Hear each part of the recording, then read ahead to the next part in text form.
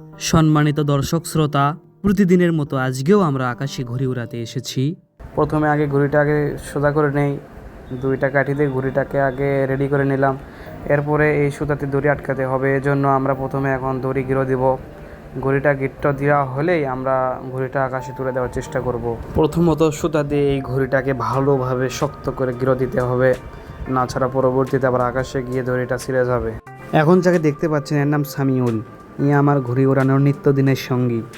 আগে প্রথমে সুতাটা খুলে নিচ্ছে যেন আকাশে উড়িয়ে দিতে সহজ হয়।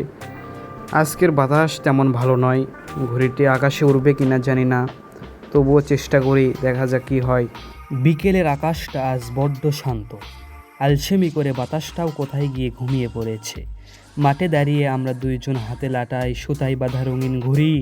সবাই বলছে আজ বাতাস নেই, ঘুড়িটা উড়বে না, চেষ্টা করে লাভ নেই। কিন্তু আমাদের ঘুড়িটা তো শুধু কাগজের টুকরো নয়, ওটা আমাদের ইচ্ছে। আমরা দৌড়ালাম, ঘুড়িটা খানিকটা উপরে উঠলো, ডানা ঝাপটালো, আবার টুপ করে মাটিতে নেমে এলো।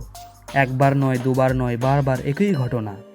প্রতিবার ও একটুখানি উপরে ওঠে, আবার বাতাস না পেয়ে আবার আমাদের পায়ের নিচে ফিরে আসে। আশেপাশের মানুষ বলছে আজকের দিনটিই বৃথা, কিন্তু তারা একটা জিনিস বুঝতে পারছে না, ঘুড়িটা উড়ানোর আসল আনন্দ তো শুধু নীল আকাশে ওড়ার মাঝে নয়, আসল আনন্দ লুকিয়ে থাকে এই বারবার পরে কেউ আবার লাটায়ে সুতো জড়ানোর মাঝে। বাতাস আমাদের পক্ষে নেই তো কী হয়েছে, আমাদের ভেতরের জেদটা তো আছে। আমরা যখন আবার ঘুড়িটা নিয়ে দৌড় শুরু করি, তখন আমরা বাতাসের ভরসায় থাকি না, আমরা নিজেদের উপর ভরসা করি।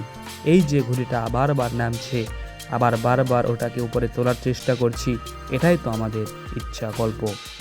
বাতাস আজ না থাকলে কাল আসবে, আকাশটা তো কোথাও পালিয়ে যাচ্ছে না। কিন্তু আজ যদি আমরা হাল ছেড়ে দিই, তবে কালকের দমকা বাতাসে আমাদের ঘুড়ি সবার আগে ডানা মেলার সুযোগটাই পাবে না। তাই যতক্ষণ লাটায়ে সুতা আছে আর আমাদের পায়ে দৌড়ানোর শক্তি আছে, ঘুড়ি মাটিতে নামুক আর উঠুক, আমাদের চেষ্টা থামবে না।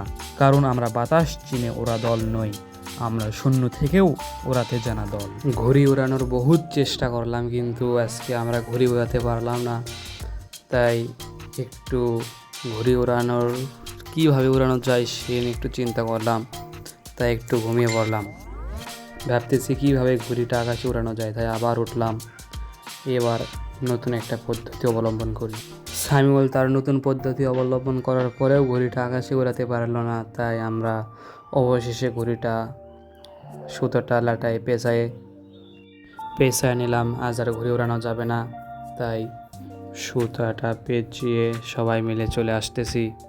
আজকে আর ঘুড়ি উড়াতে পারলাম না, তাই সব কিছু নিয়ে বাড়িতে যাচ্ছি। আজকের এই ভিডিওর জন্য সাবস্ক্রাইব করবেন, ধন্যবাদ।